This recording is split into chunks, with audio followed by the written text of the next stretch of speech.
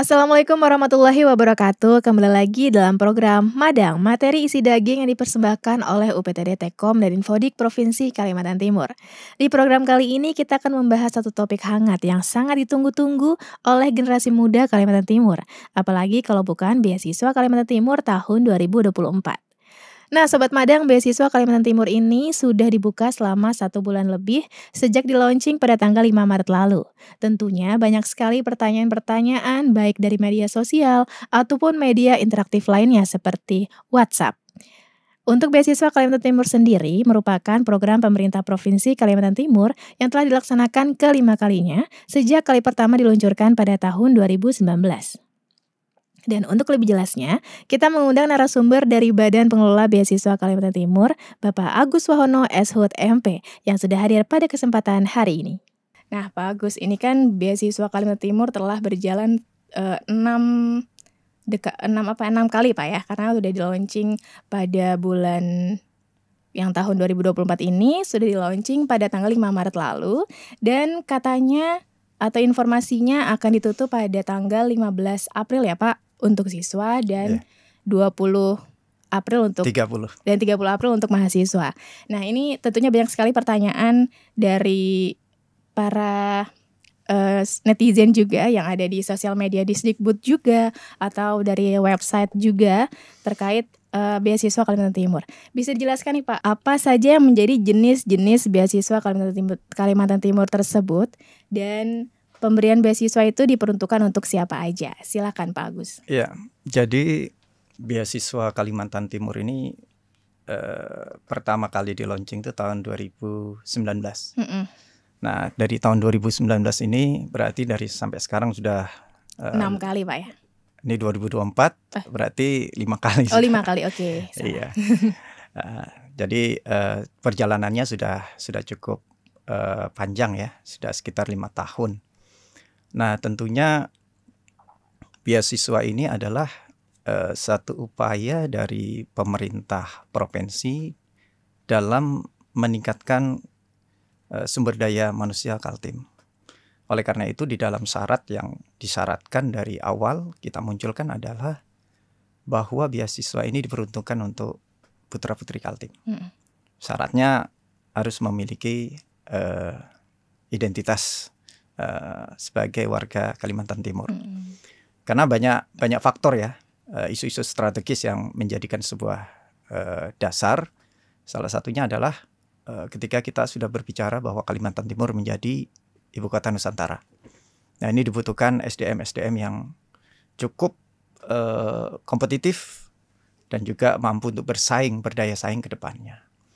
Nah, dalam perjalanannya beasiswa ini sesuai dengan Pergub nomor 9 dan 10 tahun 2019 itu dibagi menjadi 2. Ada yang namanya beasiswa stimulan dan juga ada yang namanya beasiswa tuntas. Nah, perbedaannya itu adalah jika tuntas itu khusus untuk mahasiswa. Nah, sementara untuk stimulan itu dibagi lagi, ada yang untuk siswa dan untuk mahasiswa. Nah, apa perbedaannya dua hal ini? Jika tuntas, maka bantuan yang diberikan, beasiswa yang diberikan itu adalah sifatnya tuntas. Jadi diberikan dalam bentuk UKT hingga dia menyelesaikan sesuai dengan jenjangnya. Jika dia S1 berarti sampai semester 8. Jadi sisa masa dia mendaftar pada semester berapa, sisa masa itulah yang diberikan. Namun jika stimulan dia hanya diberikan secara stimulan. Berarti sekali dalam setahun. Nah, itu juga dia bisa mendaftar kembali. Nah, terkait dengan kategorinya, jenis-jenisnya, ya ini kita memang agak beragam. Dari awal sesuai dengan Pergub itu dibuat agak beragam. Artinya tidak tergantung pada satu segmen, tetapi lebih luas. Oleh karena itu di dalamnya ada yang namanya prestasi akademik, ada non-akademik, ada yang khusus, misalnya miskin, anak berkebutuhan khusus, kemudian penghafal Quran, kemudian berasal dari 3T, anak cucu veteran, dan sebagainya. Nah, jadi jenis-jenisnya beragam. Nah, jadi dengan jenis yang beragam ini tentunya nanti pola seleksinya juga akan beragam sesuai dengan segmennya. Jadi tidak menjadi satu. Nah, inilah upaya-upaya kita bahwa semua segmen bisa terakomodir di dalam jenis beasiswa itu. Saya kira itu. Dan untuk jumlah besaran nominal yang didapatkan tiap siswa nih atau mahasiswa, apa perbedaannya Pak dan berapa nominalnya? Tentu dari jenis tadi kan itu akan membedakan ya. Jika tuntas berarti kita akan melihat berapa UKT yang didaftarkan. Nah, dari UKT yang didaftarkan ini di dalam perjalanannya 5 tahun evaluasi kita ini ada perubahan-perubahan. Di awal-awal memang untuk tuntas UKT yang diberikan itulah yang diberikan. Tetapi kemudian kita melihat dari aspek keseimbangan, di mana kadangkala ada pendaftar yang nilainya UKT-nya tinggi sekali. Tapi di sisi lain ada yang kecil sekali. Nah, oleh karena itu dalam evaluasi ini kemudian muncullah kebijakan dari pemerintah yang kemudian membuat batas minimal dan batas maksimal. Artinya dari surat keputusan gubernur ini dibuat batas maksimal untuk S1 10 juta, untuk minimalnya sekitar 4 juta. Nah, jadi yang memiliki UKT lebih dari 10 juta ya diberikan 10 juta gitu. Ada batasannya. Ada batasnya, tapi jika pendaftar memiliki UKT yang di bawah 4 juta dia diberikan 4 juta. Karena kita juga melihat dari aspek tidak hanya sekedar dia untuk UKT-nya, tapi untuk aspek-aspek yang lain.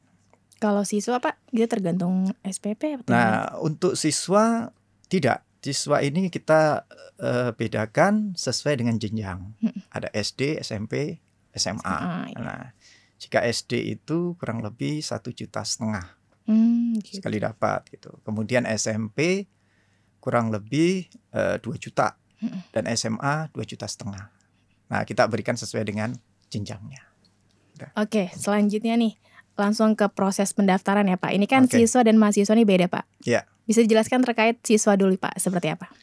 Ya memang di tahun 2023 pendaftar untuk siswa ini cukup besar gitu ya. Cukup besar,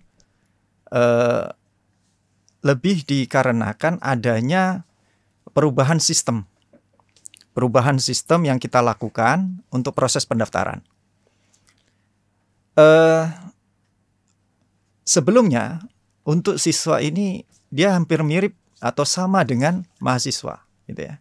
Jadi kita berikan akun, kemudian dia mendaftar secara mandiri. Nah, tetapi dalam perjalanannya kita evaluasi untuk siswa ini agak kesulitan karena memang tidak sedikit kesulitan-kesulitan dari mengakses aplikasi yang ada. Nah, oleh karena itu tahun 2023 kemarin ini kita rubah polanya, mendaftar melalui sekolah. Jadi sekolah yang merekapitulasi. Jadi kita lewat satu pintu yang namanya sekolah. Nah, sehingga sekolah yang kemudian mendaftarkan. Nah, tetapi jika mahasiswa itu ya kita berikan kelonggaran, mereka akan mendaftarkan secara masing-masing. Karena memang semuanya akan berbeda gitu ya. Karena mahasiswa kan tersebar ya. Ada yang di Kalimantan, ada yang di luar dan sebagainya. Ya tentunya mereka akan mendaftar secara mandiri. Nah, jadi perbedaannya di situ. Kalau mahasiswa dia lebih kepada mandiri, siswa saat ini lebih dikoordinasi oleh pihak sekolah. Dan untuk masalah waktu nih Pak, kenapa ada perbedaan waktu untuk pendaftaran siswa dan mahasiswanya Pak? Ya, ini karena memang tadi ya bahwa proses di siswa ini kan lebih awal karena memang sebelum masuk ke dalam pendaftaran itu kan ada beberapa hal yang memang harus dilalui oleh sekolah. Contohnya sekolah harus mendaftarkan dulu ke Dinas Pendidikan Kabupaten Kota untuk mendapatkan atau untuk terdaftar sebagai sekolah yang akan mendaftarkan diri ke beasiswa. Nah, ini kan nanti mereka mendapatkan akun untuk sebagai admin dan sebagainya. Prosesnya lebih panjang. Nah, jika mahasiswa, dia prosesnya lebih simpel. Tinggal dia masuk dalam website, kemudian dari website dia akan mendapatkan akun dan langsung bisa masuk secara gitu. mandiri. Tapi kalau sekolah dia kan agak panjang. Dia harus koordinasi dengan admin di kabupaten kota. Nah, setelah dia mendapatkan nomor sekolahnya sudah terdaftar di aplikasi, kemudian bisa masuk dalam proses pendaftaran. Jadi ada satu proses yang dilalui. Oleh karena itu kita mendahulukan untuk siswa agar supaya bisa berjalan dulu proses ini dengan baik, sehingga nanti proses pendaftaran itu tidak menjadi kendala. Harapannya begitu. Nah, tadi kalau kita ngebahas tentang proses pendaftaran siswa dan mahasiswa, apa aja sih yang menjadi kendala sejauh ini, Pak? Karena kan belum sampai terakhir nih. Kendala sejauh ini untuk pendaftaran mereka biasanya mengalami apa sih, Pak? Kebanyakan. Iya, memang ya bahwa ada beberapa kendala yang ini menjadi sebuah pengaduan yang disampaikan kepada badan pengelola terkait dengan proses. Ada beberapa, misalnya terkait dengan prodi atau program studi ini yang masih belum ada di aplikasi. Oh gitu. Iya. Nah, karena apa? Karena ini kan sifatnya dinamis. Iya, Pak. Ya, akreditasinya apa, kemudian prodinya apa dan sebagainya. Ini kan sesuatu yang sifatnya dinamis. Nah, terkadang ini hal-hal yang luput dari kita, sehingga dari pihak pendaftar mengeluhkan, kenapa prodi saya tidak ada gitu kan? Oh gitu. Nah, jadi adanya keluhan-keluhan ini kemudian kita sudah siapkan di dalam website itu adalah proses pengaduan. Jadi jika persoalan-persoalan terkait dengan akreditasi program studi, akreditasi perguruan tinggi yang selalu dinamis, kemudian program studi yang masih belum terdaftar atau tanda kutip belum terdaftar ya, tapi belum masuk dalam sistem pendaftaran. Nah, itu kita sudah siapkan. Kita sudah siapkan, silakan masuk dalam sistem itu. Ini sebenarnya informasi-informasi ini juga kita sudah sering komunikasikan di website kita. Jadi ya harapan kita bagi pendaftar sering-sering membuka website ya. Membuka website dan dikulik-kulik aja tuh. Karena di situ ada beberapa menu. Oh gitu. Menu terkait dengan pengaduan, ingin menambah program studi, ingin merubah akreditasi. Jika sesuai berbeda dengan ban PT, nah itu semuanya ada di sana. Oh, berarti dari Badan Pengelola Beasiswa Kalimantan Timur telah membuka jalur untuk penanya dan langsung bisa diberikan solusi, Pak ya pada saat itu. Nah, di samping itu juga kita di website itu juga kita sudah siapkan satu kolom diskusi ya, kolom diskusi. Jadi para pendaftar yang selama ini kesulitan, jika ada masalah saya harus kemana gitu kan? Bertanya ke siapa? Ini kan yang kita khawatirkan salah informasi kan. Oleh karena itu di website itu sudah kita siapkan sarana. Jadi silakan aja bagi pendaftar yang ingin bertanya, di sana sudah ada kolom bisa diklik terkait nanti akan masuk ke WA, ke WA admin dan silakan disampaikan persoalannya yang ada di sana. Tetapi harapan kami pertama agar supaya para pendaftar ini lebih utuh mempelajari petunjuk teknis. Jadi kita sudah siapkan di sana juknis, ada 3 juknis ya. Tuntas, stimulan dan siswa. Nah, silakan dibaca secara utuh. Jika memang ada yang belum dipahami silakan disampaikan. Tapi sebenarnya jika membaca juknis secara utuh saya kira beberapa pertanyaan sudah bisa terjawab gitu. Ya biasanya kan yang mengajukan pertanyaannya adalah mahasiswa, Pak. Kalau untuk dari sekolah sendiri apakah ada, Pak, kendala tersebut? Selama ini dari sekolah ya hampir tidak ada ya, karena memang ada forum tersendiri kan. Ada forum yang bisa mereka sampaikan, misalnya belum terdaftar, belum ini. Nah, saya jadi kira melalui forum itu dulu. Belum itu. Lebih banyak lewat forum-forum grup-grup itu yang kemudian diskusi itu semakin intens. Jadi kita sebenarnya membuka sekian banyak kanal gitu ya. Sekian banyak kanal yang ini harapannya adalah bahwa pendaftar itu tidak mengalami kesulitan. Nah, itu ya. Jadi sosialisasi juga kita lakukan melalui media sosial, Instagram, kemudian di YouTube juga tutorialnya juga disampaikan, tutorialnya. Kemudian juga di website kita siapkan sarananya. Di sana ingin mendownload Juknis juga ada, mau membaca Juknis juga ada. Jika ada keluhan-keluhan tadi misalnya tidak terdaftar di akreditasinya berbeda atau tidak terdaftar prodinya, ada sarana untuk melaporkan. Nah, itu disampaikan semuanya. Nah, kemudian jika ada hal yang di luar itu yang belum ditanyakan, disiapkan juga sarananya dalam bentuk chat. Nah, silakan masuk ke chat itu.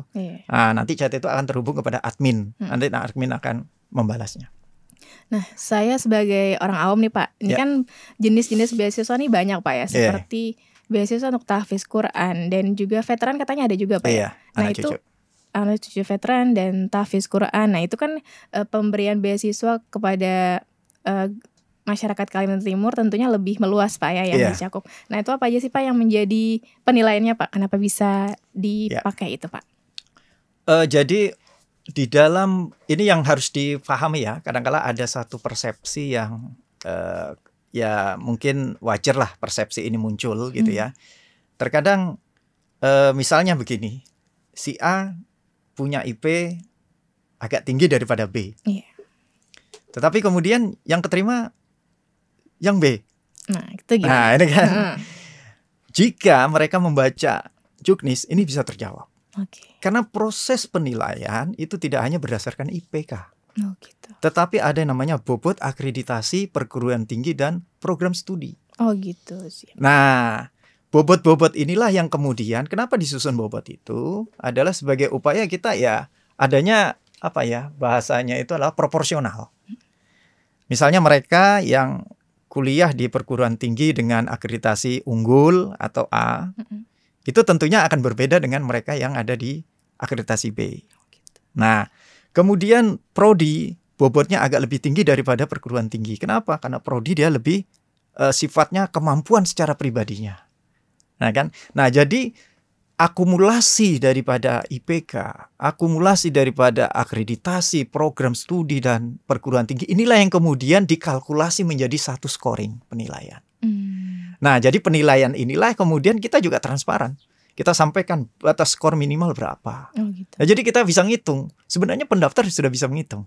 Oh, saya IPK-nya sekian, saya berada di prodi akreditasinya ini, perguruan tingginya ini, nanti akan nilainya berapa. Itu akan kelihatan. Bisa dihitung gitu. Nah, jadi itu satu hal yang perlu kita pahami bersama bahwa tidak hanya berdasarkan kepada IPK gitu ya, tetapi juga ada aspek-aspek akreditasi program studi dan perguruan tinggi. Kemudian yang kedua, yang tadi disampaikan tentang penghafal Quran. Ya, tentunya penghafal Quran kan kita akan melihat ini barometernya apa, ini parameternya apa, kan gitu ya. Jadi yang khusus-khusus seperti ini dia juga memiliki bobot. Memiliki bobot yang itu menjadi perhitungan sendiri. Contoh misalnya untuk penghafal Quran. Dia memang menggunakan untuk mahasiswa dia menggunakan IPK. Dia juga menggunakan akreditasi program studi dan juga perguruan tinggi. Tetapi dia juga memiliki kekhususan, yaitu menghafal Quran. Gitu. Nah, oleh karena itu bobot berapa juz Al-Quran yang dihafal, nah itu juga menjadi pertimbangan dalam penilaian. Nah, itu mengetahui dia bisa hafal Quran dari apa Pak? Sertifikat atau seperti apa? Punya itu Pak ya dasarnya? Ya, semuanya didasarkan secara sah bahwa dia memiliki syahadah atau piagam atau sertifikat yang menerangkan bahwa mereka sudah hafal berapa juz. Nah, inilah yang menjadi faktor-faktor penambah angka di dalam skornya itu tadi. Nah, oleh karena itu di awal saya sampaikan bahwa ini kaitannya juga nggak bisa disamakan gitu loh. Misalnya penghafal Quran nanti disamakan dengan prestasi akademik masuk dalam satu kolam misalnya, enggak, tetap dipisah karena memang memiliki kekhasan masing-masing gitu loh. Dalam penilaiannya nanti akan dipisah gitu. Kalau untuk anak cucu veteran Pak? Ya, kalau anak cucu veteran dia tetap akan disyaratkan ya melalui sekolah, nanti lewat sekolah dia harus melampirkan dia sebagai berasal ada surat keterangan dari Legium Veteran. Nah, cuman nanti kemudian proses seleksinya ya berdasarkan nilai. Gitu. Nilai dari sekolah berapa. Kalau dia mahasiswa nanti kembali lagi IPK-nya berapa, gitu. akreditasinya apa. Nah, jadi kita siapkan dalam satu segmen-segmen sendiri gitu lah. Jadi nggak kita gabung jadi satu. Iya, karena ini kan pendaftarnya banyak Pak ya. Jadi persaingan untuk anak cucu veteran itu udah berapa di antara banyak, mereka gitu di antara mereka sendiri gitu ya, bukan betul. Dicampur adukan dengan akademik dan lain sebagainya.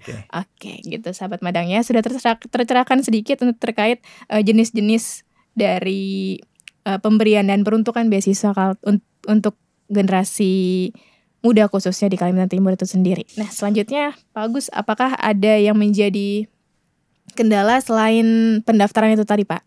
Apakah pernah atau pengalaman Bapak mendapatkan kesulitan terkait penyalurannya sendiri? Seperti apa Pak? Pengalaman yang dari tahun-tahun lalu. Ya memang terkait dengan penyaluran ini kan yang harus dipahami bahwa proses penyaluran itu semuanya melalui bank ya. Nanti dari bank dia akan langsung ke rekening masing-masing. Jadi kalau kita melihat proses itu, maka proses akan bisa berjalan ketika memang nomor rekeningnya adalah aktif. Dan nomor rekeningnya itu ada dan aktif. Nah, jika dia tidak aktif, maka ini kan menjadi kesulitan. Nah, oleh karena itu ini yang perlu diantisipasi oleh para pendaftar agar supaya penyaluran bisa berjalan dengan baik, manakala memang rekening yang dimiliki adalah rekening aktif, gitu ya. Nah, tapi kalau nggak aktif, nah ini kan nanti akan terjadi retur ya, akan terjadi dikembalikan lagi, nggak bisa tersalurkan kalau misalnya. Berarti kalau misalnya dia didapat Pak, tapi rekening tidak aktif itu masih ada waktu Pak ya? Masih ada waktu untuk bisa memperbaiki. Silakan nanti. Lama, Pak? Ya tergantung yang bersangkutan, kemudian cepat untuk memperbaiki atau melakukan aktivasi. Nah, kalau misalnya aktif, cepat tersalurkan. Dan kalau untuk dari sekolah sendiri ini kan baru informasi dari Bapak, informasi terkait pendaftaran dari siswa ini kan baru 1 tahun ini ya Pak ya, untuk dari sekolah itu sendiri. Nah, bagaimana Pak untuk pengalaman Bapak tahun sebelumnya, masalah-masalah yang didapatkan dari siswa sendiri, apa aja sih yang menjadi kendala mereka Pak dalam mendaftar itu sendiri? Dan persiapannya juga Pak ya? Ya, jadi kan gini, proses yang kita lakukan dalam beasiswa ini adalah satu proses yang less paper, yang tidak menggunakan berkas. Jadi semuanya digital. Nah, tentunya ini banyak keuntungannya ya. Keuntungannya ya pendaftar juga tidak terlalu terbebani dengan harus membawa berkas dan sebagainya. Cukup mengupload, men-scan, mengupload sudah cukup kan gitu. Nah, memang ketika berkaitan dengan siswa, ini kan mau tidak mau siswa ini akan melibatkan orang tua. Ya kan? Jika pendaftaran itu tidak dikoordinir atau tidak tersentral oleh sekolah. Kalau sebelumnya kan, benar-benar. Nah maka itu dilakukan oleh orang tua. Nah orang tua ini kan beragam. Belum lagi persoalan sinyal, belum lagi persoalan kuota. Ada kuotanya enggak kan gitu ya. Belum lagi persoalan-persoalan teknis yang lainnya. Dan ini memang boleh dikatakan ya cukup ini ya tidak sedikit yang kemudian mengalami kesulitan di dalam mengupload. Belum lagi kemudian teknis nguploadnya seperti apa. Nah ini kan cukup panjang prosesnya yang harus dia lakukan. Nah, kendala-kendala inilah yang menjadi bahan evaluasi kita, sehingga kita berpikir ya sudah, bagaimana kita berikan kewenangan kepada sekolah untuk lewat sekolah gitu loh. Dan ini juga melibatkan sekolah. Ini proses yang melibatkan pihak-pihak yang terkait juga gitu lah. Nah, dengan pihak-pihak terkait ini harapannya apa? Proses bisa berjalan dengan baik. Tanpa kendala, walaupun ada kendala tapi tidak terlalu besar gitu kan. Dan kemudian pertanyaan selanjutnya kan, kalau memang lewat sekolah, bagaimana saya sebagai orang tua siswa misalnya ingin mengetahui anak saya ini sudah terdaftar atau belum? Ya kan, kadang-kadang orang tua kan begitu ya. Pengen tahu nih. Pengen tahunya sangat besar. Maka sebenarnya kita di website itu sudah kita siapkan juga menunya. Jadi bagi orang tua siswa yang anaknya sudah didaftarkan oleh sekolah, tentunya orang tua siswa berkomunikasi ya. Saya kira sekolah ada mekanisme sendiri untuk menanyakan ini kepada orang tua siswa yang ingin untuk mendaftarkan beasiswa. Nah, kita di website itu sudah ada menunya. Tinggal orang tua membuka aplikasinya, websitenya, kemudian di sana silakan klik, di sana ada cek NISN. Nah, setelah dimasukkan NISN anak, diklik, nanti akan kelihatan anaknya sudah terdaftar atau belum. Nah, jika ini belum terdaftar, silakan nanti tinggal berkomunikasi ke sekolah, karena prosesnya lewat sekolah, gitu kan. Nah, tinggal tanyakan aja kepada sekolah, ini kok anak saya belum terdaftar, kemarin kan sudah mendaftarkan di sekolah. Nah, jadi kita mencoba untuk membuat pola komunikasi yang itu komunikasi ini sudah kita buat akumulasi dari sekian banyak persoalan-persoalan, sehingga harapannya adalah transparansi itu akan muncul, gitu ya. Jadi tidak ada lagi kesulitan-kesulitan yang dihadapi oleh pendaftar, semuanya bisa diakses. Nah, ya. Dan kalau boleh tahu nih Pak, siapa aja sih Pak tim-tim yang melakukan seleksi tersebut dan berasal dari background pendidikan seperti apa nih Pak, yang masyarakat perlu tahu Pak? Ya, kita kan di badan ini kan tidak hanya badan kan, ada teman-teman stakeholder yang lain yang ini membantu secara teknis, mulai dari proses seleksi dan sebagainya, yang semuanya berbasis digital ya kan. Nah, saya kira inilah tim-tim inilah yang kemudian sedikit banyak mereka lah yang langsung terjun, yang sangat membantu sehingga proses ini bisa berjalan semuanya. Jadi bukan badan sendiri. Kalau badan sendiri ya saya kira dengan beban yang pendaftar yang begitu besar itu akan sangat berat. Tahun lalu saja pendaftar itu kurang lebih 200-an ribu. Nah itu Pak yang mau saya tanyakan, kuota untuk tahun ini apakah ada penambahan dari tahun lalu atau sama saja Pak kuota untuk pendaftar? Kalau pendaftar kan sebanyak-banyaknya. Untuk menerima maksudnya. Sorry. Kalau penerima kan kita semuanya akan kita sesuaikan dengan anggaran yang ada, ya kan? Jadi kita anggaran diberi berapa, kita akan sesuaikan dengan perencanaan yang sudah ada, anggaran sekian. Nanti jika ada penambahan di anggaran perubahan, misalnya ditambah lagi, ya sudah, kita tinggal lanjutkan aja di nomor urut selanjutnya, ya kan? Makanya semakin banyak anggaran yang diberikan, logikanya akan semakin banyak yang mendapatkan manfaat. Iya. Kalau boleh tahu apa aja sih yang menjadi kiat-kiat Bapak atau pesan Bapak bisa memberikan solusi nih Pak untuk penanya nih biar bisa cepat direspon pertanyaannya oleh tim admin website atau WhatsApp Pak. Seperti apa Pak kiat-kiatnya? Jadi begini, tentunya ketika mempelajari Juknis dengan baik gitu ya, maka sedikit banyak apa yang menjadi guidance ya dalam proses pendaftaran itu sudah ada di sana. Namun jika itu tidak tergambar secara jelas dan itu ingin disampaikan, maka kita sudah siapkan sarananya. Silakan masuk di dalam sarana komunikasi itu. Nah, tentunya poin-poin yang disampaikan adalah poin-poin yang tentunya yang langsung yang bukan yang sudah dijelaskan di ini ya. Oh gitu. Jika sudah ada di Juknis kan kenapa harus ditanyakan? Nggak perlu 2 kali lagi nggak perlu 2 kali gitu. Mungkin yang ditanyakan bisa jadi, masalahnya gini, sebagian besar pertanyaan itu sudah diakomodir. Misalnya begini ya, ingin bertanya, Pak, program studi saya kok nggak ada di aplikasi. Kita sudah siapkan sarananya. Jadi nggak usah tanya kepada admin, langkah-langkahnya sudah ada di sana. Berarti langsung melalui website ya Pak? Website sudah ada bisa. Oh gitu. Jika kemudian akreditasinya ada peningkatan, misalnya awalnya B jadi A, silakan masuk di website, sudah ada di sana. Bahkan tidak hanya website yang kita lakukan, kita juga sampaikan secara pengumuman.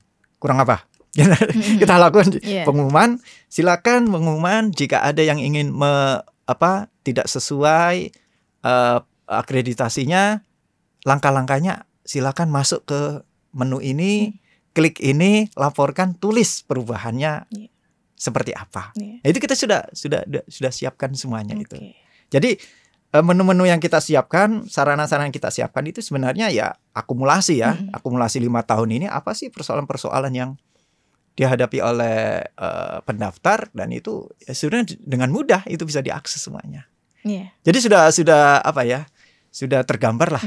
Bagaimana upaya-upaya keluhan-keluhan itu, kecuali di luar itu semuanya ya. Di luar semua itu ya silakan disampaikan apa masalahnya, alasannya apa dan sebagainya, sehingga kita akan mengetahui secara utuh apa yang menjadi persoalannya. Tapi kalau sepotong-sepotong nanti agak sulit kita kita mendeteksinya ini dari aspek mana dulu ini. Iya, jadi kalau bisa langsung to the point ya Pak. Ya. Kalau yang ditanyakan itu penting dan di luar dari juknis nih. Karena kan juknisnya sudah ada, sudah rinci semua. Kalau bisa jangan menanyakan yang di luar juknis ya. Ya, jangan menanyakan kemudian Pak pendaftarannya kapan? Yang sudah jelas. Itu kan sudah, jangan kemudian bertanya seperti itu. Padahal itu di pengumuman sudah ada. Iya, nah, maksud kita kan untuk hal-hal yang sudah clear, baca semua, silakan dibaca semua, kemudian juknis dibaca juga semuanya, kecuali di luar itu yang belum dipahami ya silakan. Iya. Dan untuk sobat madang semua, kalau memang mau berniat untuk mendaftar nih Pak, bisa didaftarkan melihat website itu, apakah ada lamannya sendiri atau langsung membuat akun atau seperti apa Pak? Ya, masuk ke lamannya dulu kan. Nah, masuk ke websitenya dulu, ke lamannya dulu. Nanti di sana jika kita ingin mendaftarkan, menunya sudah ada di situ. Tinggal klik, tinggal aja. Mau mendaftar, nanti tinggal mendaftar, dia masuk ke akunnya, nanti dia mendaftarkan akunnya mereka sendiri. Nah, oleh karena itu kami berpesan begini. Ini yang sering terjadi juga, misalnya begini. Kadangkala pendaftar itu lupa terhadap emailnya sendiri. Oh iya. Ya kan, lupa email, lupa password. Ya padahal yang membuat mereka sendiri gitu kan. Oleh karena itu kami menyarankan jika teman-teman yang mendaftar, jika email yang sudah didaftarkan melalui aplikasi pendaftaran itu, silakan dicatat, passwordnya dicatat, habis itu disimpan. Karena ini nanti akan sangat berkaitan. Karena pendaftar akan masuk melalui email itu juga, menggunakan email itu juga, menggunakan password itu juga. Bahkan nanti kalau ada komunikasi lanjutan bisa jadi menggunakan email itu, menggunakan password itu. Nah, jangan sampai nanti salah. Nah, ini kalau salah kita agak sangat susah sekali ini kan. Harus konfirmasi. Kadang-kala kita manusia ya, kadang-kala A jadi E misalnya. Benar.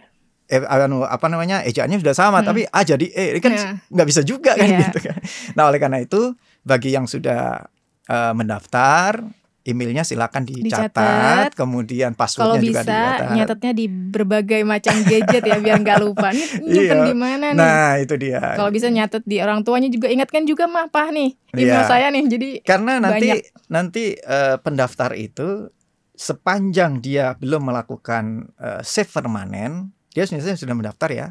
Dengan email yang ada, dengan password yang ada, kemudian dia belum save permanen, ada yang ingin dirubah itu masih bisa. Nah, cuman kan ketika ini sudah ditutup, dia ingin masuk kembali ke situ, dia lupa terhadap passwordnya, terhadap emailnya, nggak bisa masuk jadinya. Iya, sedangkan admin juga nggak ngurusin email juga Pak ya. Gitu, banyak yang diurusin ya. Ya, itu kalau itu terjadi kan akhirnya akan satu-satu jadinya kan. Satu-satu. Jadi jika ada sedikit slow respon terhadap itu ya wajar aja, karena bisa jadi kalau masuk begitu banyak satu-satu yang harus harus diperbaikin kan bener-bener. Gitu. Nah, oleh karena itu jadi kita berharap ada kerjasama dari pendaftar ya, simpanlah ID-nya supaya nanti jika ada hal-hal ini dia akan, bahkan pendaftaran nanti juga dia mendapat atau tidak itu melalui akun masing-masing. Jadi tidak kita publikasi secara umum tapi melalui akun masing-masing. Dan untuk penyalurannya sendiri Pak, itu melalui bank, masih di Bank Kaltim atau ada sudah kerjasama? Beragam. Kita beragam Pak ya? Beragam ke bank yang bekerja sama. Ya, kalau yang nggak kerja sama yang tidak gitu loh. Dan itu sudah ada semuanya pengumuman di website. Gitu. Tinggal dibaca aja. Tinggal mereka memilih bank mana. Sudah ada opsionalnya di sana gitu kan. Siap. Nah, tinggal silakan pilih bank yang ada di pengumumannya. Tapi kalau di luar pasti nggak akan bisa. Nggak bisa. Kalau mau daftar beasiswa harus diingat-ingat juga banknya. Jangan sampai punya bank satu ntar ternyata di sini masuknya. Jadi lupa, merasa nggak nerima padahal ada di bank lainnya. Betul. Jadi ini adalah sebuah masukan yang sangat perlu dicatat lagi untuk sobat madang, bahwa penggunaan bank itu sangat diperhatikan sekali ya. Gitu, Pak. Yang penting mereka punya akses untuk masuk ke ID-nya masing-masing, profilnya masing-masing. Balik lagi ke ID lagi nih. Itu kan. Iya. Selanjutnya Pak, kalau untuk kendala lainnya Pak, apakah ada Pak yang perlu dicatat untuk sobat madang sendiri menjadi catatan dan kemudian bisa dihindari nih akhirnya? Ya itu tadi bahwa kita juga ibaratnya begini ya Dek. Pendaftar ini kan dia bisa melihat dari aspek peluang ya. Misalnya tahun lalu itu skor terendah itu berapa, itu kita publish. Itu kita umumkan. Nah, ketika diumumkan itu kan masing-masing orang sudah punya gambaran ya. Saya ada di prodi apa, saya ada di akreditasi prodi apa, saya ada di akreditasi PT apa, perguruan tinggi apa, berapa akreditasinya, IPK saya berapa. Nah, dari situ kita akan bisa punya gambaran. Oh, kira-kira saya masuk stimulan aja. Oh, gitu. Oh, saya bisa masuk ke tuntas, misalnya gitu kan. Nah, jadi ini sebagai sebuah sebagai sebuah hitung-hitungan gitu ya. Karena memang kita harus akui sejak digulirkan beasiswa ini, terus terang meskipun kita mensyaratkan minimal IPK 3. Minimal 3, tapi ternyata dalam perkembangannya hampir setiap tahun itu yang menerima itu IPK-nya semakin meningkat. Oh, gitu. Antusiasnya loh. Maksudnya semakin meningkat itu yang diterima. Oh, iya. Misalnya skor terendah itu setiap tahun skor terendah yang diterima itu semakin meningkat. Oh, iya. Artinya apa? Disinilah proses upaya dari adik-adik kita, anak-anak kita dalam upaya untuk meningkatkan prestasinya semakin bagus. Iya. Semakin bagus. Jadi akan semakin ada peningkatan. Nah, inilah yang kita sangat beasiswa ini setidaknya akan bisa memberikan motivasi bagi mereka untuk bisa meningkat gitu ya. Dan terakhir Pak, saran dari Bapak sebagai tim Badan Pengelola Beasiswa Kalimantan Timur bagi para pendaftar nih yang akan mendaftar seperti apa Pak? Ya, agar supaya lebih sering membuka website ya. Iya. Jadi di laman ini sering-sering dibuka. Jadi saya mengharapkan tidak terlalu mendapatkan informasi satu arah. Oh, gitu. Misalnya mendapatkan satu arah dari teman atau dari ini. Tapi saya menyarankan bukalah laman website yang ada. Di sana biasanya pengumuman itu selalu dipublish. Okay. Jika ada hal-hal yang perlu dipublish. Nah, dengan membaca itu semuanya, insya Allah pendaftar akan mengetahui prosesnya seperti apa, selesainya pendaftaran kapan, kemudian rambu-rambunya seperti apa, juknisnya seperti apa, di sana ada semuanya. Okay. Nah, oleh karena itu ini yang kita harapkan adanya komunikasi. Jika ada yang tidak difahami, kita juga membuka media komunikasinya. Silakan di sana juga ada, nanti akan masuk ke chat di WA. Yeah. Nah, silakan nanti ada komunikasi yang bisa dilakukan di sana. Jadi sering-sering membuka websitenya gitu ya, supaya jika ada update yang disampaikan bisa langsung diketahui di sana. Kalau untuk selain website Pak, apakah dari sosial media yang lain apakah lebih update atau seperti apa Pak? Ya semuanya kan seiring aja. Oh, sama Pak ya berarti. Seiring, tapi yang lebih update biasanya lebih cepat kita di website gitu kan. Gitu. Nah, itu tinggal kita nggak terlalu susah kan. Sekarang itu tinggal menggunakan gadget aja sudah semuanya bisa diakses gitu. Iya, siap. Baik, Sobat Madang dimanapun kalian berada, ini adalah sesi terakhir nih dari program Madang kita terkait topik seputar beasiswa Kalimantan Timur tahun 2024, di mana yang informasinya akan ditutup pada tanggal 15 April untuk jalur siswa ya Pak ya, dan untuk jalur mahasiswa pada tanggal 30 April tahun 2024. Semoga program ini bisa bermanfaat untuk kalian semua dan sampai jumpa di program Madang selanjutnya. Wassalamualaikum warahmatullahi wabarakatuh.